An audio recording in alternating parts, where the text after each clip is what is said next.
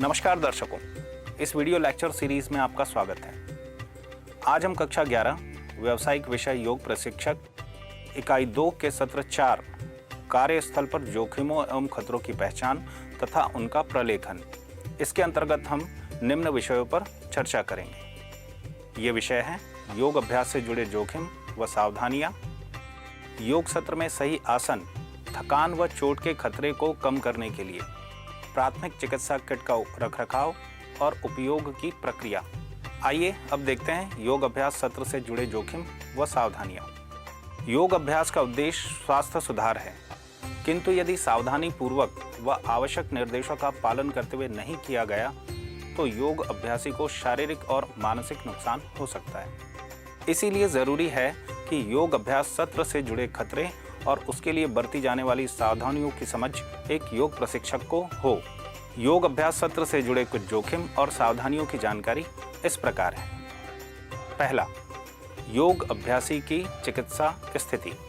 यदि एक योग अभ्यासी को बिना मेडिकल जांच करवाए योग अभ्यास करने आता है तो उसे कई प्रकार के खतरे हो सकते हैं। इसलिए उसे मेडिकल जांच व चिकित्सक की सलाह करवाकर आना चाहिए। जांच रिपोर्टों के आधार पर उचित योग अभ्यास योजना बनाई जाती है। दूसरा, प्रशिक्षक के मार्गदर्शन में योग अभ्यास वीडियो देखकर या पुस्तकें पढ़कर करने से लाभ के स्थान पर नुकसान की संभावना अधिक होती है। इसलिए नुकसान से बचने के लिए जरूरी है कि योग अभ्यास किसी योग्य प्रशिक्षक के मार्गदर्शन में ही किया जाए। तीसरा, गर्भावस्था के दौरान योग अभ्यास में सावधानियां। गर्भावस्था के दौरान योग अभ्यास में सावधानियां। गर्भावस्था के दौरान भी योग अभ्यास किए जाते हैं, किंतु इस स्थिति में सभी प्रकार के आसन नहीं किए जाते हैं। कुछ विशेष आसन विशेषज्ञों के मार्गदर्शन में करना ही उचित होता है, अन्यथा गर्भवती महिला को नुकसान हो सकता है। अगला है हृदय रोगियों के लिए सावधानियां। जिन व्यक्तियों की बाईपास सर्जरी या एंजियोप्लास्टी हुई है उन्हें हृदय पर दबाव डालने वाले अभ्यास नहीं करना चाहिए तथा योग विशेषज्ञ के मार्गदर्शन में ही योग अभ्यास करना चाहिए। अगला है माहवारी के दौरान सावधानियां। इस स्थिति में उन आसनों के अभ्यास को करने से बचना चाहिए जिनमें पेट के निचले हिस्से पर दबाव पड़ता है। इस दौरान केवल प्राणायाम करना ही उचित होता है। भोजन के उपरांत योग करने का जोखिम। हमेशा भोजन करने के 3 से 5 घंटे के बाद ही योग अभ्यास किया जाना चाहिए। भोजन के तुरंत बाद योग अभ्यास करने से उल्टी होने की संभावना अधिक होती है। अधिक पानी पीने से जुड़े जोखिम। योग अभ्यास के दौरान तापमान नियंत्रित करने के लिए कुछ मात्रा में पानी पीने की सलाह दी जाती है। अधिक मात्रा में पानी पीना नुकसानदायक हो सकता है। अन्य जोखिम, शरीर पर ज्यादा जोर लगाकर अभ्यास करना, कमर से झुकने वाले आसनों में सावधानी नहीं बरतना, आसन अवधि को क्षमता से अधिक बढ़ाना तथा प्रतिस्पर्धा की भावना से योग करना आदि शरीर को नुकसान पहुंचा सकते हैं, अतः इनसे बचना चाहिए। योग सत्र में सही आसन, थकान व चोट के खतरे को कम करने के लिए योगाभ्यास फायदेमंद होने के साथ साथ यदि सावधानी और विधिपूर्वक न किया जाए तो दुर्घटना व रोगों का कारण भी हो सकता है। इसीलिए योगाभ्यास सत्र के दौरान प्रशिक्षक का यह दायित्व बनता है कि वह अभ्यासियों को थकान और चोट से बचाने के लिए विशेष प्रयास करें। आइए अब हम चर्चा करते हैं कि योग अभ्यास सत्र में थकान व चोट के खतरे को कम करने के लिए क्या करना चाहिए। निचली कमर का दर्द। निचली कमर में दर्द योगाभ्यास के दौरान स्वाभाविक है। इसका मुख्य कारण आगे झुकते समय रीढ़ की हड्डी पर पड़ने वाला अनावश्यक दबाव है। एक आसन के पश्चात विपरीत आसन न करना भी इस समस्या का कारण हो सकता है।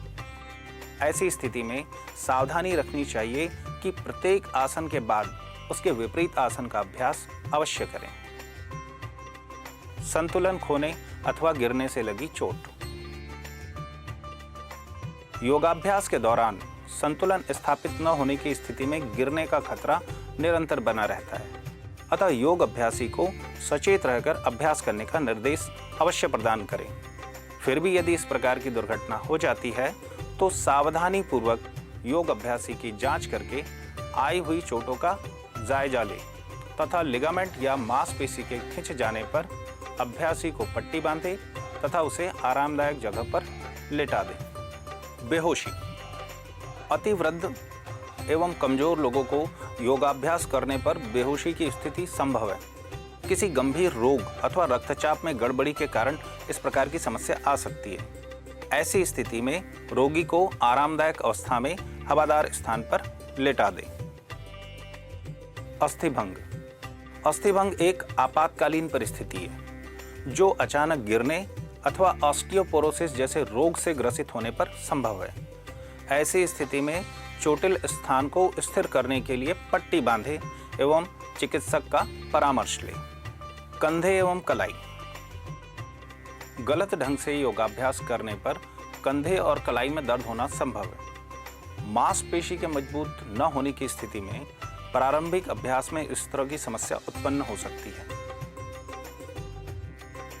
इसके अतिरिक्त आसन को ठीक ढंग से न करने, लंबे समय तक किसी विशेष आसन में ठहरने अथवा अत्यधिक अभ्यास करने से भी इस तरह की स्थिति उत्पन्न हो सकती है।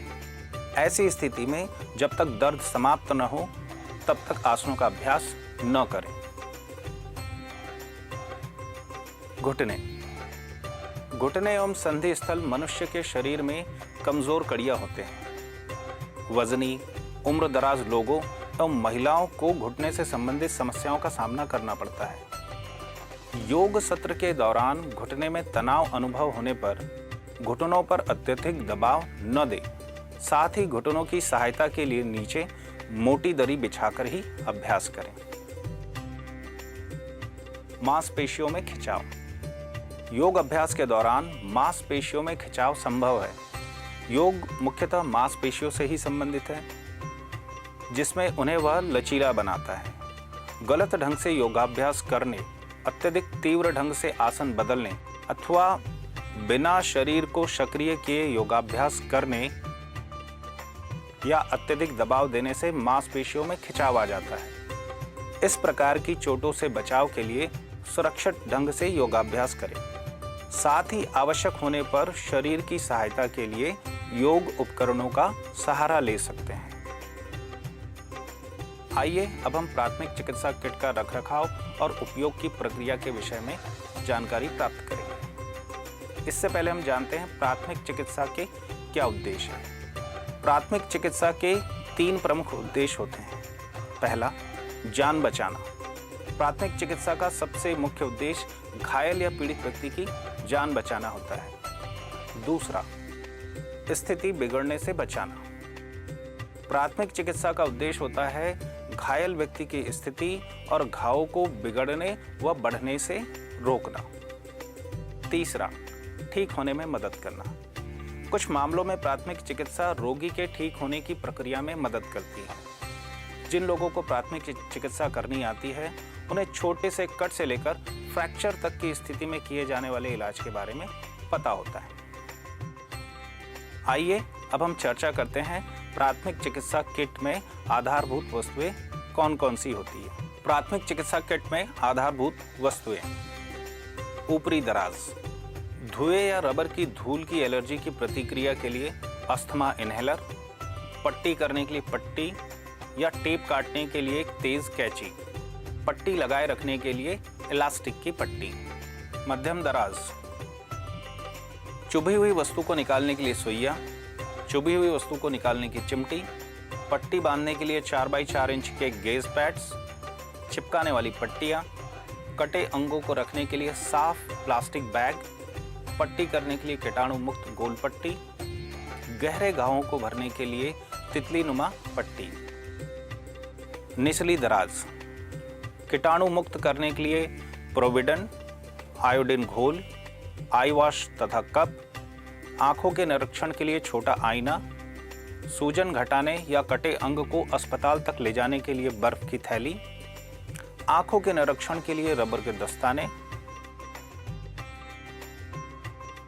समय समय पर हमें प्राथमिक चिकित्सा किट की जांच करते रहना चाहिए तथा उसमें सुनिश्चित करना कि सारी सामग्री उपलब्ध है तथा कोई भी सामग्री एक्सपायरी डेट की तो नहीं है। तो बच्चों, जो आज हमने सीखा है उसे मैं दोहरा देता हूँ। योग अभ्यास सत्र से जुड़े जोखिम व सावधानियां, योग सत्र में सही आसन, थकान व चोट के खतरे को कम करने के लिए, और अंत में प्राथमिक चिकित्सा किट का रखरखाव और उपयोग की प्रक्रिया। तो बने रहिए हमारे साथ। अगले वीडियो में आपसे मुलाकात होगी योग से संबंधित एक नए विषय के साथ। धन्यवाद।